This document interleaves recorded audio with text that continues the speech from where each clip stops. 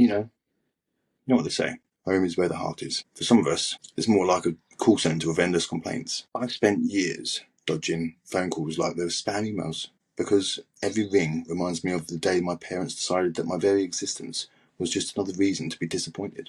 I mean, why would anyone voluntarily pick up the phone if it means being greeted by, "I'm doing this for your own good"? I mean, honestly, I'd rather spend an evening with a stranger who doesn't have a PhD in criticism. I wasn't born into a fairy tale of unconditional love. No. I was the product of what I now call the joy killer and the controller. Two parental archetypes so finely tuned to snuff out every spark of joy that even my childhood dreams looked like an amateur hour. Imagine saving every penny to buy them a gift, only to have it dismissed as expensive or impractical. Acing a test, and instead of getting a congratulatory sort of hug, I get a lesson in humility. You went first in class.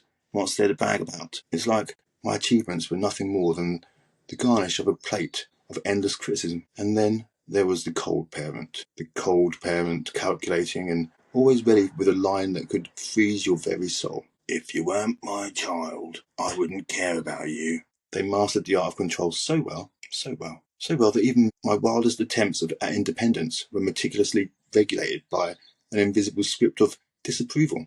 I mean, it's no wonder that as I grew older, I learned to build walls so high that even the thought of vulnerability had to climb an Everest of self-doubt. But here's the twist in my tragic comedy. Somewhere between the echoes of "no, it won't work" and "that's not how it's done," I discovered that the most rebellious act isn't to break free from the toxic grasp.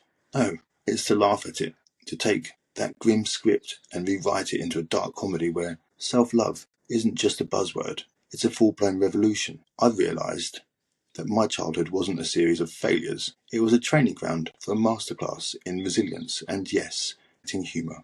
So, I sit here today, not as the broken child they expected me to be, no, but as the sarcastic hero of my own story. I'm not here to change my parents or rewrite their outdated dialogue. I don't even speak to them.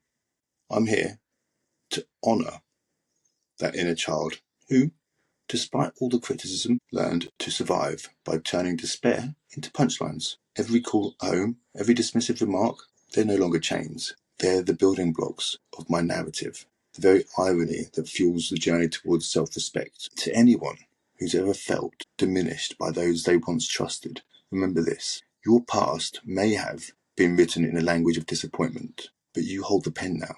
Rewrite your script with humour, wit, and the fierce, unapologetic love that you deserve. Because if life is a monologue, then let it be one of scorn turned into triumph. A soliloquy where even the echoes of your past become the punchlines of your liberation. Just thought I'd share that with you. Until next time, peace and love. Lila's glove.